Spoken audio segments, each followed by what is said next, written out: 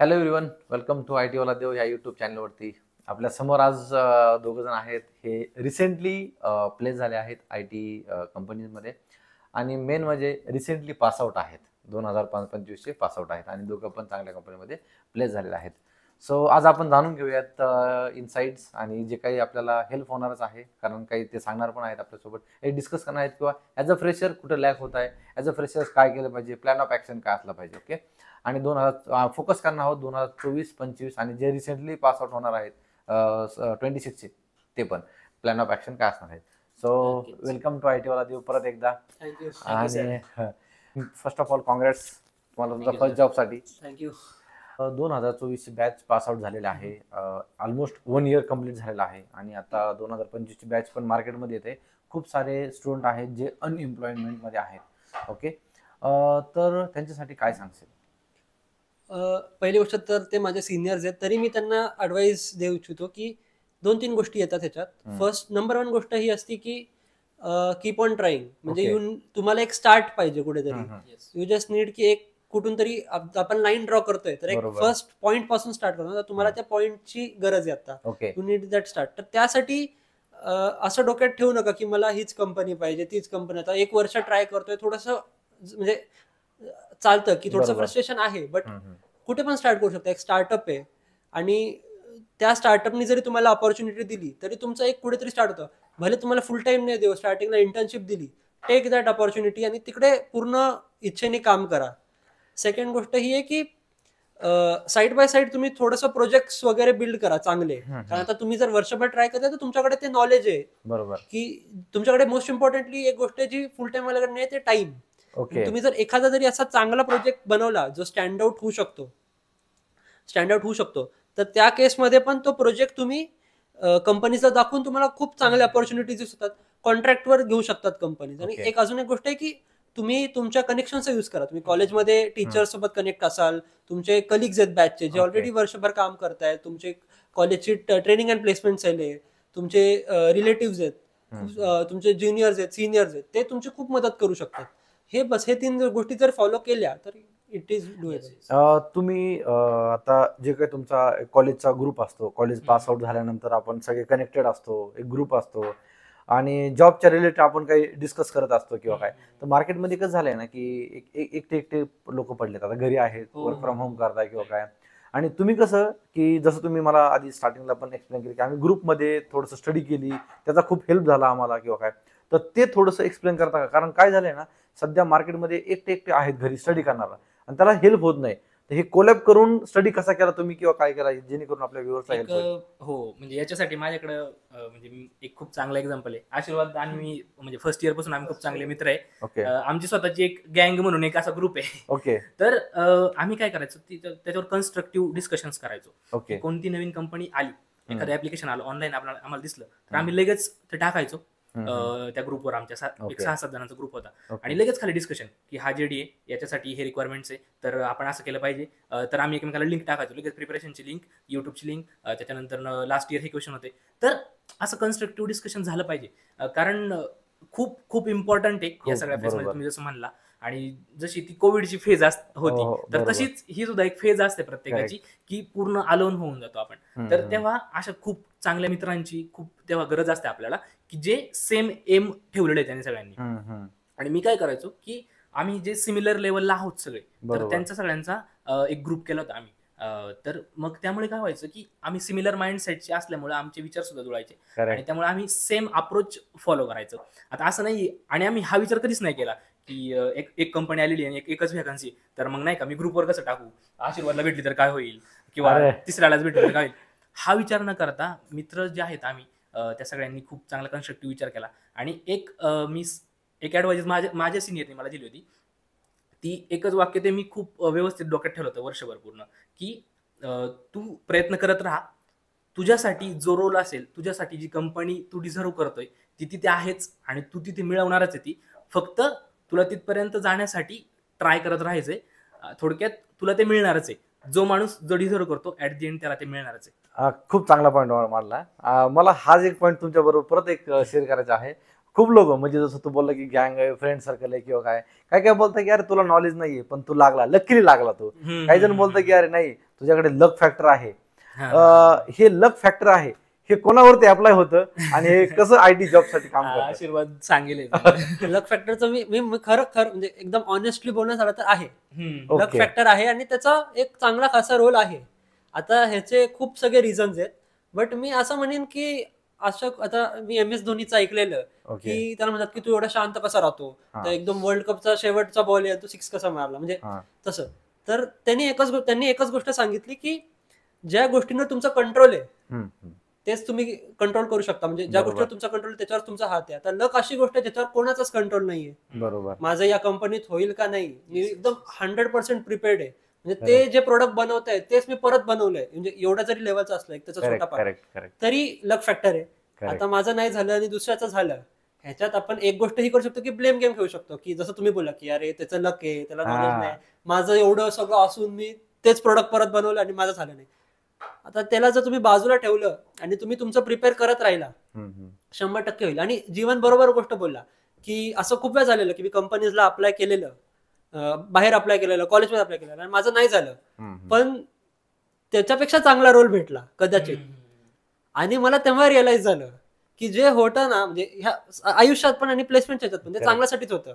बरोबर. मला जर तेव्हा तो रोल भेटला असता तर कदाचित मग मी एवढा चांगल्या ह्याच्यात नसलो असतो. तर म्हणजे लक फॅक्टर आहे तुमच्या मनाने, लक फॅक्टर आहे. फक्त काय की आपल्याला तेवढं स्टडी करणं आहे, तेवढं आपण स्ट्रॉंग असलं पाहिजे. एक ऑपॉर्च्युनिटी भेटू शकते आपल्याला लकीली, पण आपल्याला टेक्निकली आपण काम नाही करू शकत लकीली. बरोबर. तर आपल्याला टेक्निकली स्ट्रॉंगच पाहिजे. जे आपल्या हातात आहे ते आपण स्ट्रॉंग करून ठेवलं पाहिजे. ऑपॉर्च्युनिटी भेटेल नाही भेटेल, जॉब लागेल नाही भेटेल, ते तर आपण आपल्या हातात नाहीये. ओके. सो हा एक चांगला पॉईंट तुम्ही रेज केला.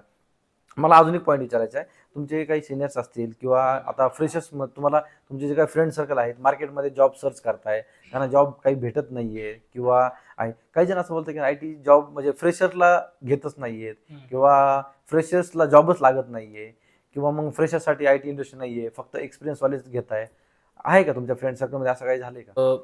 क्वेश्चनला पुढे नेत आणि 24 बॅचचा सुद्धा रेफरन्स घेत, कारण 24 बॅचसाठी खूप इम्पॉर्टंट आहे आता जॉब शोधणं.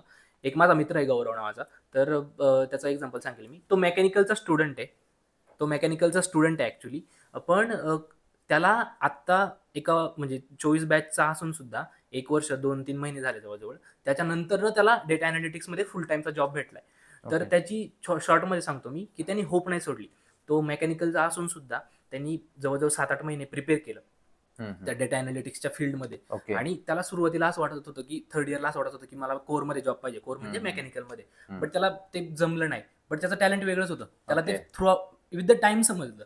पण जर त्याने विचार केला असता की मी कोरमध्येच करतो, तर कदाचित तो कुठेतरी छोटा एखादा पॅकेज घेऊन एखाद्या मेकॅनिकलच्या कंपनीत राहिला असता. पण त्याने त्याचं टॅलेंट ओळखलं की माझा इंटरेस्ट याच्यामध्ये नसून याच्यामध्ये. तर त्याने डेटा अनालिटिक्स त्यांनी जवळजवळ 6-7 महिने कॉलेज संपल्यानंतर सुद्धा, आता आमच्या कॉलेजमध्ये त्याला ऑपॉर्च्युनिटीज आल्या मेकॅनिकलमध्ये, बट त्याला जमलं नाही, पण त्यांनी सोडलं नाही ते. तर त्यांनी करत राहिला आणि एक छोटा स्टार्टअप जॉईन केला. तिथे त्यांनी नॉर्मल एक टेक्निकल कन्सल्टंटचा जॉब असतो, तर तो त्याची इंटर्नशिप सुरू केली त्यांनी. आणि हळूहळू तो जॉब करता करता त्यांनी डेटा अनालिटिक्सचे कोर्स केले व्यवस्थित, त्यांनी सगळं फाइंड आउट केलं आणि त्याच कंपनीमध्ये आता तो खूप चांगल्या लेवलला डेटा अनालिटिक्सच्या रोलमध्ये प्लेस झालेला आहे. नाईस. म्हणजे आहे, म्हणजे असं काही नाही किंवा गॅप पडला किंवा काय झालं तर त्याला पण अजून फ्रेशरमध्ये हे आशीर्वादला एक सांगायचं. ह्याच्यात अजून एक पॉईंट मला ऍड करायचा होता की आज म्हणजे हे जे आता मार्केट ऍक्च्युली थिन आहे, पण आता आपल्याला असं म्हणणं चुकीचं आहे की हे फर्स्ट टाइमच झालं हिस्ट्रीमध्ये. खूप वेळ आधी झालंय. 2001ला .com क्रॅश झालेला, 2008 मध्ये पण खूप क्रायसिस होतं, कोविडच्या वेळेस पण खूप प्रॉब्लेम आले. तर हे काही फर्स्ट टाइम नाही झालंय, या लेवलचे प्रॉब्लेम्स आधी झालेत. आता इश्यू काय झालंय की सोशल मीडियाचं एक्सपोजर खूप आहे आणि ते चुकीचं नाहीये, सोशल मीडिया खूप चांगली गोष्ट आहे, पण त्याच्यामुळे ते सारखं आपल्या डोळ्यांच्या समोर येतं आणि आपल्याला वाटतं अरे काय झालं. माझे एक सिनियर आहेत कंपनीत, त्यांनी पण मला सांगितलं की त्यांचं पासिंग झालेलं 2000 मध्ये, 2001 मध्ये. तेव्हा होतं ते .com क्रॅश झालेलं. ऑल ओव्हर वर्ल्ड खूप जॉब एक म्हणजे ते मला बोलले एक इंटरव्ह्यू भेटणं पण खूप अवघड होतं. आत्ताची सिच्युएशन पण सिमिलर आहे. पण त्यांनी तेव्हा स्टार्ट केलेलं एका छोट्याशा टेस्टिंगच्या रोलला, म्हणजे चांगलं पॅकेज पण नसेल तेव्हा, बट त्यांनी स्टार्ट केलेलं आणि आता ते खूप हाय रोलला आहेत त्याच कंपनीमध्ये. सो ते मला तेच बोलले की भले तुला जर काही रोल नाही मिळालं, म्हणजे भले तुला तुझ्या आवडीचं रोल नाही मिळालं, भले तुला त्याच्या आवडी म्हणजे आपल्या प्रत्येकाचं असतं की मला एवढ्या LPAचं पाहिजे, बरोबर. मला डबल फिगर पाहिजे. Correct. ते मला बोलले की भले ते नाही मिळालं, कीप ट्राईंग, नाही मिळालं तरी तू कुठेतरी स्टार्ट कर. स्टार्ट केला ना, आणि एकदा हा क्रायसिस जो आपण म्हणतो की मार्केट थिन झाला, एकदा तू परत ग्रो झाला ना, तुझ्याकडे जे वर्क एक्सपिरियन्स असेल ना, Correct. ते दाखवून तुला जे एक्सपेक्टेड होतं तेवढं भेटून घेऊ शकतो. सो म्हणजे आहे जॉब मार्केट अजून आहे असं नाहीये. म्हणजे खूप आपण पण खूप व्हिडिओज मध्ये बोललो. आता जे फ्रेशर्स आहेत ते पण त्यांचा एक्सपिरियन्स शेअर करताय. जे एक्सपिरियन्स लोक आपल्या पॉडकास्टवरती आलाय ते पण लोक सांगते. म्हणजे मार्केटमध्ये जॉब्स आहेत. हां, थोडेसे कमी जास्त मार्केट म्हणजे कमी जास्त होतच राहतं. असं नाही की जॉब पूर्णपणे मार्केटमधून गेले आहेत किंवा काय आहे. ओके, सो हे तुम्हाला कशा वाटल्या ह्या गप्पा, आणि असेच जर तुम्हाला काही गप्पा पाहिजे असतील IT रिलेटेड तर मला कमेंटमध्ये नक्की सांगा. आणि येस, तुमचा एक्सपिरियन्स तुम्ही जे शेअर केला आहे किंवा म्हणजे अजून काय तुम्हाला सांगायचं आहे फ्रेशर्सला किंवा काय आहे? ओके, सो छोटा पॉईंट मी सांगेल Okay. माझ्या साईडनी, की बऱ्याचदा काय होतं सर, की कॉलेजला खूप ब्लेम केलं जातं. हां, म्हणजे कोणत्याही गोष्टीसाठी, बरोबर. की खूप लेक्चर्स घेत आहेत, आम्हाला टाइम भेटत नाहीये वगैरे वगैरे. पण मला असं वाटेल की एक पॉझिटिव्ह अप्रोचनी कोणत्या पण गोष्टीकडे पाहायला पाहिजे आपण. एक आपण म्हणतो ना की पॉझिटिव्ह होप ठेवली पाहिजे. आता आशीर्वादने आणि मी सुद्धा, आम्ही सुद्धा कॉलेज सेकंड इयर पर्यंत तर आपण फुल थिअरी वगैरे नॉर्मल लेक्चर करायचो आम्ही सगळं प्रॉपर. पण आम्ही असं कधीच म्हणलं नाही की कॉलेजमुळे आम्हाला हे होतोय, म्हणजे आमचा लॉस होतोय. आम्ही काय केलं की त्याच्यातून एक अपॉर्च्युनिटी शोधली. अपॉर्च्युनिटीज काय शोधल्या की आम्ही एक जे क्लब्स किंवा ज्या ऑर्गनायझेशन आम्हाला कॉलेजमध्ये असं होईल की आम्हाला अटेंडन्समध्ये रिलॅक्सेशन भेटेल. त्याच्यामुळे काय व्हायचं की 75 तर आपल्याला करायचंच आहे, बरोबर. असंही तसंही करायचंय. पण मग काय केलं आम्ही की जी ऑर्गनायझेशन किंवा क्लब जे आम्हाला प्लेसमेंटसाठी बेनिफिट देईल आणि अटेंडन्समध्ये सुद्धा रिलॅक्सेशन भेटेल. म्हणजे ऍक्च्युअल आमची अटेंडन्स असायची तशी 50-60%, पण आम्ही बाकीचा तो 15-20% जो अटेंडन्स आहे तो आम्हाला क्लब्समधून भेटायचा. आणि क्लब्समध्ये आम्ही काय करायचो की क्लब्समध्ये आम्ही टाइमपास नव्हतो करत, तर तिथे जाऊन सुद्धा आम्हाला प्लेसमेंटच्या कॉम्प्लिमेंटरी आम्ही ऍक्टिव्हिटीज करायचो. की तिथे जाऊन आम्ही एखादं आता आशीर्वाद सांगेलच त्याच्याबद्दल थोडंसं, रोबोटिक्स त्यांनी काम केलं. तर मी काय माझ्याबद्दल काय झालं की मी AIMLचं स्टुडंट असोसिएशनमध्ये होतो. तर तिथे आम्ही अवेअरनेस पसरवायचो AI बद्दल. तर त्यामुळे काय व्हायचं की माझा AI बद्दलचं सुद्धा थोडं थोडं नॉलेज वाढत जायचं आणि प्रॅक्टिकल व्हायचं. आम्ही काय केलेलं सर, एक सेशन घेतलेलं की नॉन टीचिंग स्टाफसाठी आम्ही वेबसाईट बिल्ड करायला शिकवलं. बर. तर आता उद्या सेशन घ्यायचंय, मला काहीतरी नॉलेज पाहिजे ना, तर मी रात्रभर पूर्ण जागून ते केलं. कारण आता HODने आम्हाला सांगितलं, मला आम्हाला उद्या घ्यायचं सेशन. तर मी एक बेसिक नॉलेज घेतलं वेबसाईट बिल्ड करण्यासाठीचं. तर मग ते आम्ही ते अप्लाय केलं उद्या लगेच. तर असे बरेच सेशन घेतले, वर्कशॉप घेतले, त्याच्यातून आम्हाला म्हणजे नॉलेज भेटायचं. आता ज्यावेळी मी ते सेशन घेत होतो त्यावेळी बाकीचे मुलं लेक्चरमध्ये बसले होते, मला त्याची अटेंडन्स सुद्धा भेटतीये, प्लस मी त्याचं ऑन ग्राउंड प्रॅक्टिकल काहीतरी म्हणजे हे सुद्धा करतो. ते प्लेसमेंटसाठी कॉम्प्लिमेंटरी प्रॅक्टिकल नॉलेज घेतलं आणि त्याची तयारी कॉलेज पासूनच केली, जे की कॉलेजला ब्लेम न करता स्वतःहूनच काही ना काही कॉलेजचा फायदा करून घेणे. 4th इयर साठी हे खूप म्हणजे ऍडवायजेबल आहे. आणि आशीर्वाद त्याच्याबद्दल सांगेल. येस. आणि अजून एक पॉईंट हा झाला की हे जे क्लब्स वगैरे ते तुम्ही रेझ्युमे मध्ये पण टाकू शकता, आणि कंपनीज खूप अप्रिशिएट करतात हे, की तुम्ही नुसतं म्हणजे ऑब्व्हियसली असं नाही म्हणणार की कॉलेजचे लेक्चर्स इम्पॉर्टंट नाही, ते इम्पॉर्टंट आहेत, क्लासरूम मध्ये बसणं इम्पॉर्टंट आहे, पेपर्स इम्पॉर्टंट आहे, तुमचं मार्क्स इम्पॉर्टंट आहे. बट इफ तुम्ही तो थोडंसं जरी एक्स्ट्रा करिक्युलर केलं, तर मी माझ्या कॉलेजच्या रोबोटिक्स क्लबमध्ये वर्षभर होतो. तिकडे मी रोबोट्स वगैरेची प्रोग्रामिंगला हेल्प केलेली, आणि माझा जो फर्स्ट इंटर्नशिप होती ती पण रोबोटिक्स मध्येच लागली. आता ती लागली कारण माझा इकडचा जो एक्सपिरियन्स होता तो तिकडच्या फाउंडरला आवडला.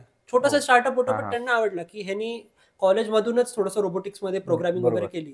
तर त्याच्यामुळे कुठेतरी एक म्हणू शकतो की थोडासा हेल्प झाली, आणि हे छोटीशीच हेल्प करेन म्हणजे सगळ्यांच्या थोडंसं वरती पुट करते आपल्याला बस. म्हणून तर मी म्हणेन की ऑब्व्हियसली अकॅडमिक्सवर लक्ष द्या, अकॅडमिक्सवर दुर्लक्ष करू नका, कारण प्रत्येक कंपनीचा एक क्रायटेरिया असतो, आणि त्याच्यापेक्षा थोडंसं वरतीच राहायला पाहिजे. असं नाही की एकदम डॉट टू डॉट, ते शॉर्टलिस्टिंग व्हायला पाहिजे. बट त्याच्यानंतर तुम्ही कॉलेजमध्ये काय एक्स्ट्रा करिक्युलर केलं ते पण खूप इम्पॉर्टंट आहे. Yes, nice.